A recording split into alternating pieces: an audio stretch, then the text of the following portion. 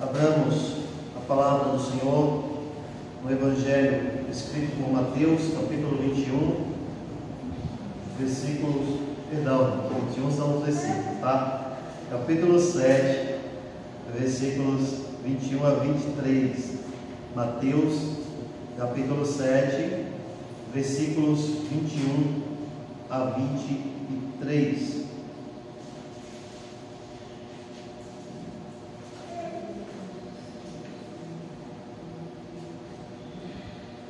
Todos acharam o texto? Assim diz a palavra do nosso Deus: nem todo o que me diz Senhor, Senhor entrará no reino dos céus, mas aquele que faz a vontade de meu Pai que está nos céus. Muitos naquele dia hão de dizer: Senhor, Senhor, porventura não temos nós profetizado em teu nome? E em teu nome nós não expelimos demônios, e em teu nome não fizemos muitos milagres? Então lhes direi explicitamente: nunca vos conheci, apartai-vos de mim, os que praticais a iniquidade. Oremos. Santo Deus, Pai amado, nós te louvamos, te bendizemos pela tua palavra, a tua revelação especial para a nossa vida. Esta palavra que é inerrante, esta palavra, ó Deus, que é inspirada pelo teu Espírito, e esta palavra que não falha, a palavra que revela a tua vontade, a palavra que nos corrige, que nos orienta, que nos sustenta, esta palavra que nos exorta. Nós te pedimos, ó Deus, neste momento, que o teu Espírito ilumine não somente a este pregador, mas ilumine a todos que aqui estão, ilumine a tua igreja, aqueles que nos assistem, aqueles que ouvirão a pregação da tua palavra, para que nós tenhamos a capacidade de compreender a tua vontade, pois somente, ó Deus, pela iluminação do teu Espírito, poderemos compreendê-la, porque esta é uma verdade espiritual, é uma verdade, ó Deus, que revela o nosso Deus, o nosso Senhor, e a nossa mente falível, pequena, jamais conseguirá, por sua suposta capacidade, compreender a tua palavra, mas somente pela iluminação do teu Espírito. Nós oramos não somente por isso, mas te agradecendo pelas bênçãos derramadas sobre a tua igreja e sobre o teu povo. Em nome de Jesus nós oramos e agradecemos. Amém. Meus irmãos, este capítulo 7 do Evangelho escrito por Mateus, do versículo 15 ao versículo 23, nos mostra lições importantíssimas que o Senhor Jesus nos traz sobre os falsos profetas.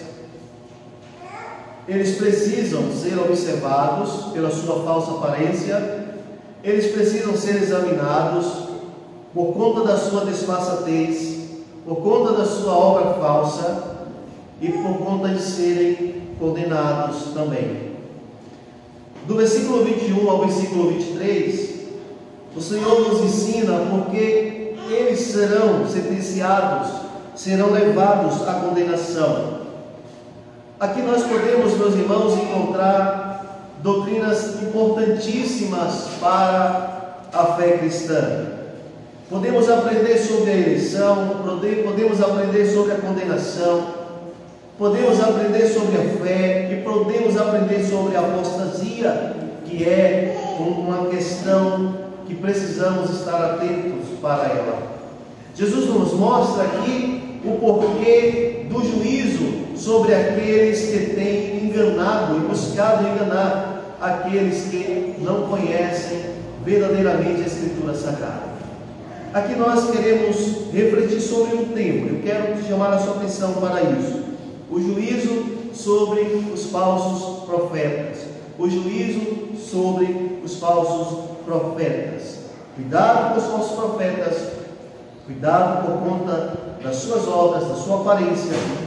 E o Senhor Jesus agora nos mostra a razão, o porquê deles serem condenados. Jesus nos mostra duas lições sobre isso.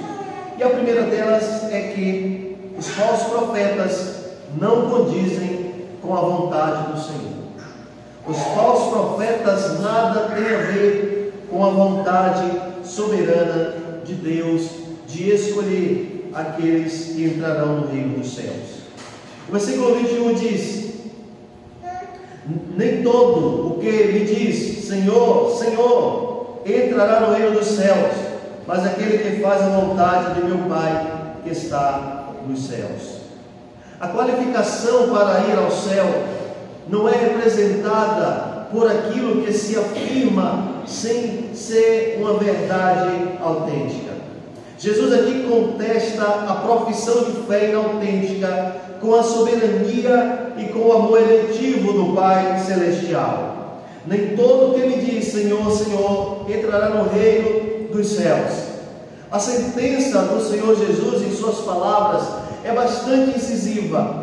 Ele nos mostra que há um espaço enorme entre as palavras desses falsos crentes e a relação com Deus que eles tentam afirmar ter. As suas palavras não condizem com a sua ética, não condizem com a sua postura, não condizem com a sua prática. Eles dizem Senhor, Senhor. E quando Mateus, que era um autor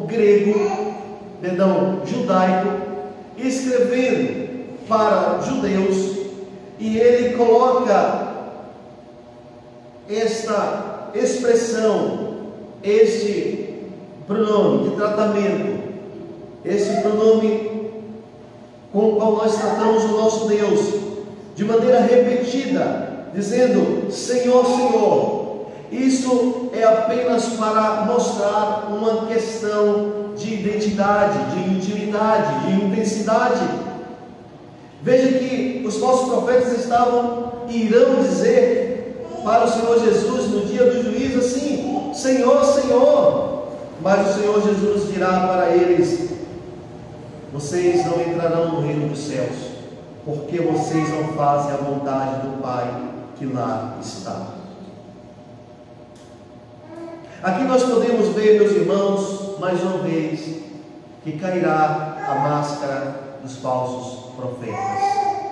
Dizer a palavra de Deus sem autenticidade, estar no meio dos eleitos, ser ordenado pastor, como vemos muitos se auto-ordenando, sendo uma autoridade sobre eles mesmos, não estando debaixo de um corpo de autoridade dentro da igreja, sem ser verdadeiramente aquilo que dizem ser. Nessas circunstâncias que o Senhor Jesus nos mostra nesse texto, no capítulo 7 de Mateus, nós podemos compreender que eles não pertencem ao rol dos eleitos. Quantos, meus irmãos, quantos hereges, quantos apóstatas, quantos falsos profetas você não conhece? Quantos? Essa semana estava vendo um podcast entrevistando um pastor baiano, inclusive aqui da nossa região, Recôncavo, mas lá da capital, deputado federal, e ele falava sobre a Flor de Lis, né? Nome bonito, mas uma pessoa muito feia. O seu coração, a sua vontade, perversa, maldosa, despassada, cheia de máscara. Quantas pessoas não foram enganadas por esta mulher, ouvindo as músicas que ela cantava, ouvindo as pregações dessa mulher e do seu marido, que foi o seu filho adotivo e antes foi namorado de uma de suas filhas. E a gente vê cada dia se falar do mar de podridão que era o lar dessa mulher, de prostituição acontecendo dentro da casa dela. A gente assistia às entrevistas dessa mulher falando sobre o homicídio, o crime contra o seu marido, e percebia assim a forma fria, calculista, como aquela mulher chorava. Era uma forma tão dissimulada que ela chorava e você não via uma gota de lágrima descer dos seus olhos. Mas esse pastor que estava lá na entrevista, quando interrogado por um dos entrevistadores, que lhe perguntava que ele havia dito em uma de suas pregações que Jesus tinha uma casa na praia e conseguiu essa casa, dizendo: haja uma casa, e houve uma casa, fazendo milagres para ter uma casa. E ele disse isso, que Jesus tinha uma casa na praia. Ele mostrou algumas referências bíblicas dizendo que Jesus de fato tinha uma casa na praia, mas provavelmente aquela casa seria a casa de Pedro, em Cafarnaum, não de Jesus.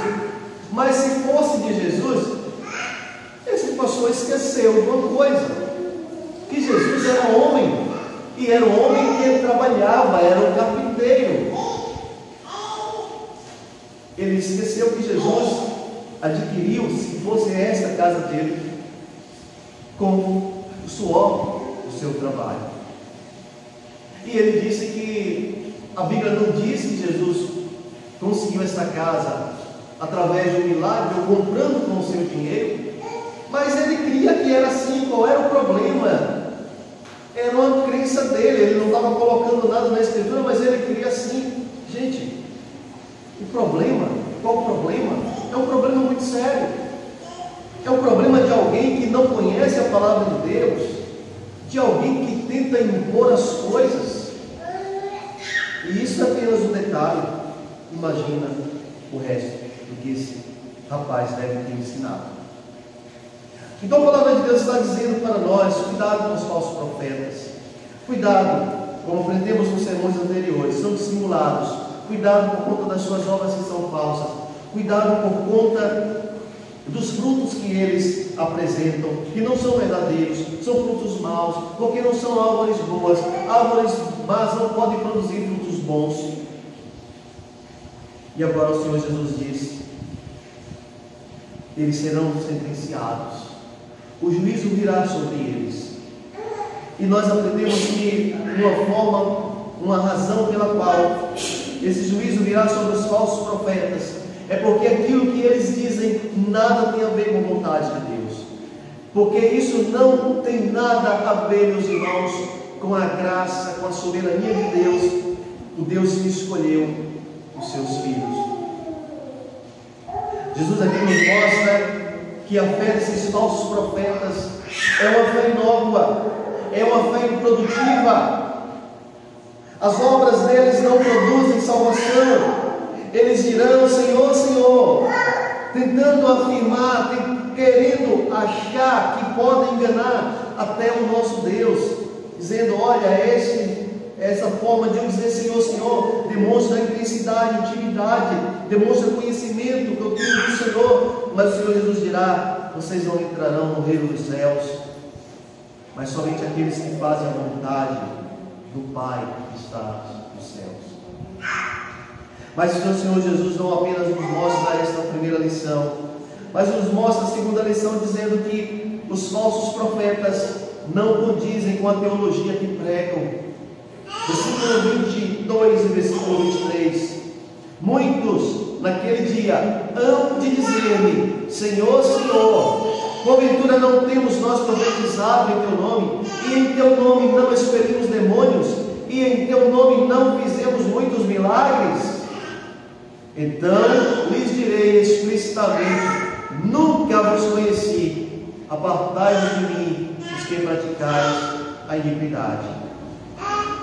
Os falsos profetas pregam uma teologia rasa e barata. Eles pregam os milagres, eles pregam o extraordinário. Nós ouvimos, assistimos, vemos aí a igreja na televisão com seus maus testemunhos ou testemunhos que não são verdadeiros, onde não se afirma, não se relata o milagre que o Senhor Jesus fez na na vida das pessoas, tirando-as da escravidão do pecado, da escravidão do mundo, da escravidão do diabo, mudando a vida dessas pessoas. Mas um Jesus que tirou a pessoa da sarjeta e transformou num príncipe. De um Jesus que faz o milagre da prosperidade, do financeiro, que dá status para o pobre. Eu não estou dizendo que Jesus não pode conceder a nenhum de nós esta graça, esta bênção de ascendermos a nossa vida profissional, de ascendermos a nossa vida lá fora. Eu não estou negando isso, mas eu estou dizendo que essa não é a verdadeira mensagem do Evangelho. A palavra Evangelho significa boas notícias, significa uma mudança de vida. A teologia que esses falsos profetas pregam é uma teologia que não tem fundamento na palavra do Senhor. É a teologia do Evangelho que não é o verdadeiro Evangelho. É a teologia de um Evangelho da qual o apóstolo Paulo, ao escrever aos Gálatas, diz: se alguém vier e pregar um Evangelho que não seja aquilo que vocês aprenderam, ainda que seja um anjo, seja anátema. E a palavra anátema significa maldito. O Senhor Jesus aqui está nos mostrando que eles dirão: Senhor, nós não fizemos em Teu nome muitas maravilhas. Mas o Senhor dirá para eles claramente: as suas obras são falsas, elas não são verdadeiras. Vocês não fazem parte daqueles que eu escolhi. Eu não vos conheço. Eu não vos conheço. Vocês são os bodes que serão separados das ovelhas. A palavra conhecer aqui, o verbo gnosko no grego, significa um conhecimento de amor, um conhecimento de intimidade. Jesus está dizendo: eu não conheci vocês dessa forma. Eu não tenho nenhuma relação particular com vocês. Eles parecem, o Senhor Jesus nos mostra aqui nesse texto, até serem ortodoxos. Expressam uma teologia, até exorcizaram demônios em nome do Senhor, até realizaram milagres, mas no juízo serão apanhados de surpresa por não pertencerem ao rol dos verdadeiros profetas. Essa questão de verdadeiro e falso profeta é algo que não surge apenas nesse texto que estamos tratando, mas que nós vemos desde o Antigo Testamento. John MacArthur nos diz o seguinte sobre esses falsos profetas. São os falsos profetas dos nossos dias. Essas pessoas alegavam ter feito alguns sinais e maravilhas excepcionais. Na verdade, toda a sua confiança estava nessas obras. Mais uma prova de que essas obras, por mais impressionantes que parecessem, não poderiam ter sido autênticas. Ninguém desprovido de fé genuína pode produzir verdadeiras obras. Uma árvore ruim não pode dar bons frutos. Versículo 18 nos diz isso. Não pode a árvore boa produzir frutos maus, nem a árvore má produzir frutos bons. E quando nós olhamos para esse texto, meus irmãos, não tem como nós não lembrarmos de um texto que o apóstolo Paulo nos diz em 2 Tessalonicenses, capítulo 2, quando ele fala do surgimento do homem iníquo, o surgimento do homem da iniquidade, do anticristo. Os tipos e o espírito do anticristo aí está.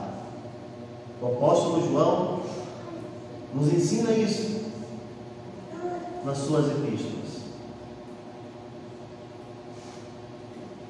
Judas vai nos ensinar isso.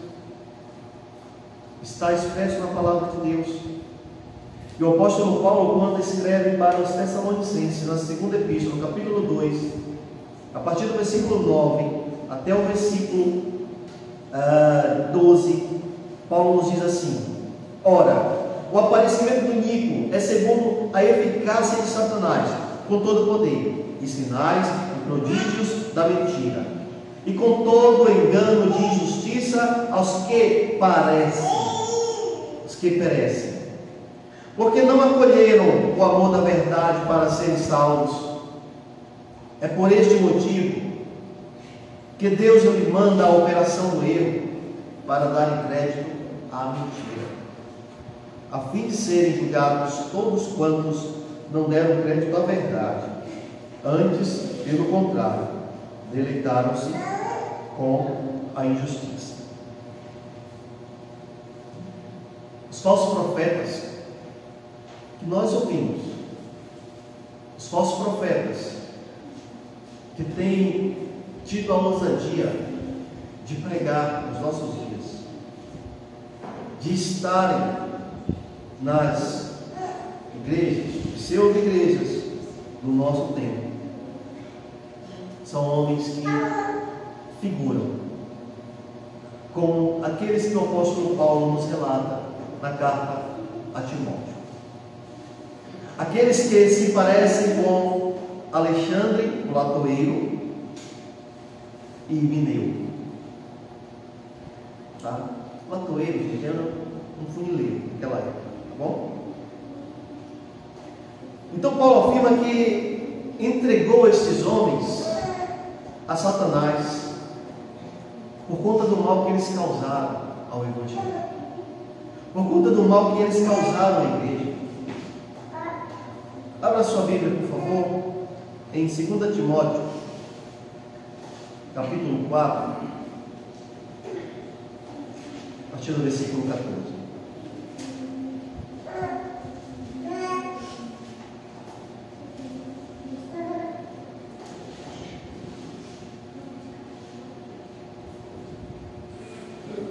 Que diz assim: Alexandre, o latoeiro, causou-me muitos males.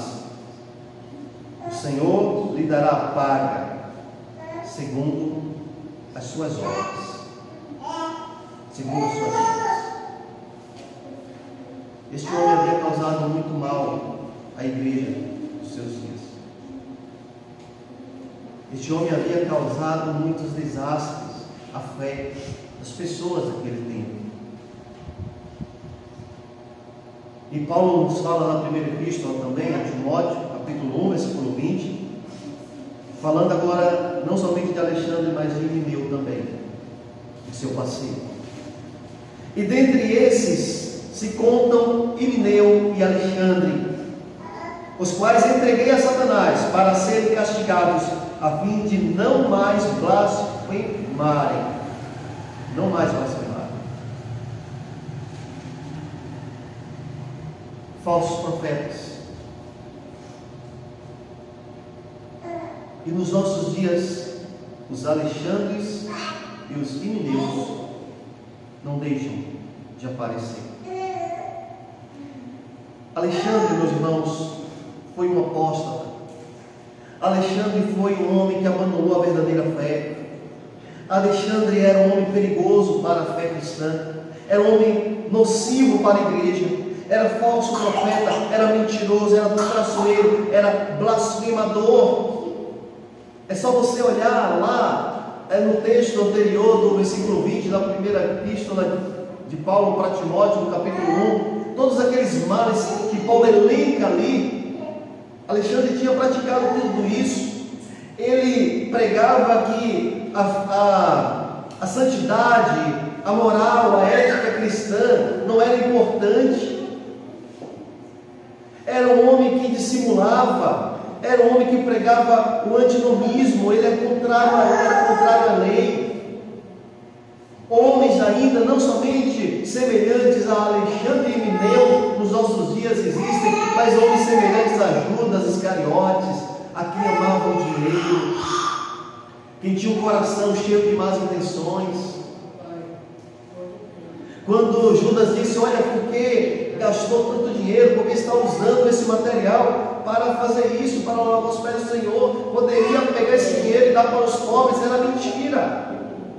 Ele era tesoureiro, ele era um homem que guardava o dinheiro, ele tinha más intenções com aquilo, ele queria usufruir daquele dinheiro.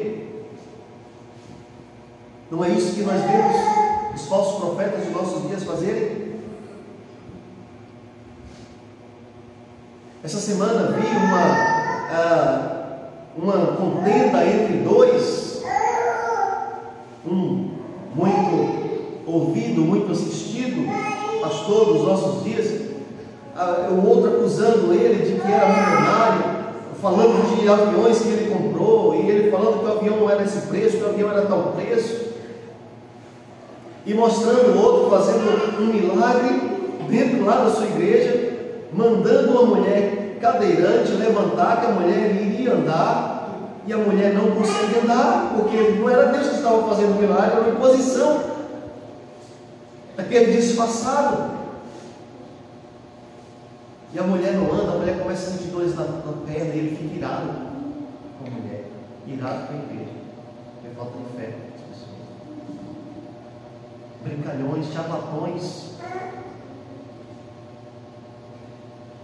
iníquos, perversos, malignos.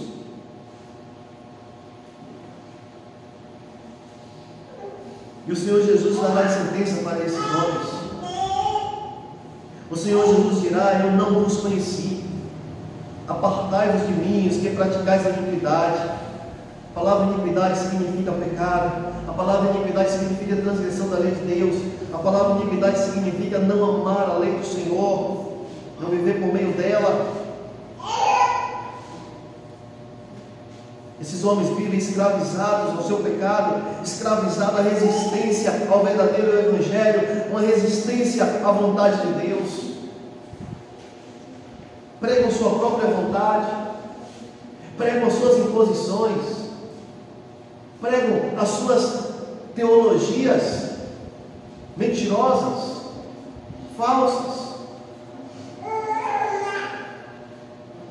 que ludibriam as pessoas, que enganam os incautos, que enganam aqueles que não conhecem a palavra de Deus.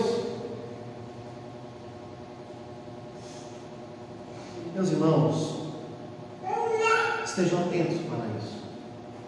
Veja que o Senhor Jesus começa a falar sobre os falsos profetas, dizendo: acautelai-vos, os falsos profetas. Acautelar significa cuidado. E este verbo grego para cuidado significa um cuidado muito grande. Era um cuidado tão gigante, que era o cuidado que aqueles que estavam em uma embarcação, conduzindo uma embarcação, deviam tomar. E é esse cuidado que nós devemos ter. O texto nos mostra, meus irmãos, que os falsos profetas fazem duas indicações, duas alegações. Eles dirão: Senhor, nós te conhecemos pelo que nós dizemos, pelo que nós pregamos. E dirão ainda: nós, olha, Senhor, conhecemos tanto a Ti, que nós fizemos obras extraordinárias em Teu nome, até o demônio nós enfrentamos, até demônios nós expulsamos. Mas a sentença do Senhor Jesus, que é o juiz, será contundente. Ele dirá: mas vocês não fazem parte da vontade do Pai. Vocês não estão entre os eleitos, aqueles que entrarão no reino dos céus. Eu não conheço vocês, apartem de mim, porque vocês vivem na prática da iniquidade de vocês. Vocês não entrarão no reino dos céus. E o Senhor Jesus está nos ensinando: observe, porque os falsos profetas não são apenas dissimulados, não são apenas mascarados, não vivem apenas de má aparência, falsa aparência, não enganam pelas suas obras, não enganam apenas pelas suas palavras, Não enganam pelos frutos que produzem, mas estejam atentos, porque o juízo virá sobre eles. Virá porque o que eles pregam nada tem a ver com a vontade de Deus. Virá porque a teologia que eles vivem é uma teologia que não é a verdadeira teologia. Eu me pergunto, será que você tem observado que o juízo de Cristo virá sobre os falsos profetas? Será que você tem observado que esse juízo, meus irmãos, recairá não somente sobre eles, mas sobre aqueles que eles seguem, porque não amam a verdade e porque dão crédito à mentira? A fala, a teologia barata, as falsas obras que esses homens fazem, não implicam salvação. Que Deus aplique a sua palavra no nosso coração. Que nós possamos compreender a sua vontade. E que nós, irmãos, possamos ter a nossa mente, nosso pensamento aberto, para estarmos atentos para a palavra do nosso Deus. Viver o verdadeiro Evangelho, a voz do verdadeiro Evangelho, para a glória de Deus. Deus nos abençoe. Baixe sua cabeça para que nós possamos, nesse momento, orar ao Senhor. Santo Deus, Pai amado, em nome do Teu Filho Jesus, nós te agradecemos, meu Deus, pela Tua palavra, pela Tua exortação.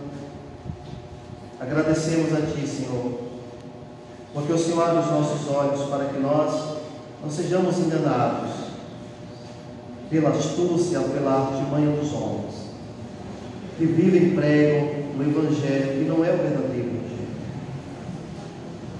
daqueles que não vivem verdadeiramente com a palavra, daqueles que não são fiéis àquilo que o Senhor nos revela. Deus, que Tu possas aplicar a Tua palavra ao nosso coração, que Tu possas, ó Deus, abençoar os Teus filhos, a Tua igreja, os Teus servos, a esses a quem o Senhor escolheu, e aqueles que foram escolhidos por Ti para pastorear a Tua igreja, os verdadeiros pastores, os verdadeiros profetas. Abençoa os seus ministérios para o louvor de Tua glória. Dá-nos, ó Pai, uma semana de bênção Tua presença. Abençoa o nosso povo, abençoa a nossa pátria, a nossa nação, as autoridades constituídas para o louvor de Tua glória. Nós oramos agradecidos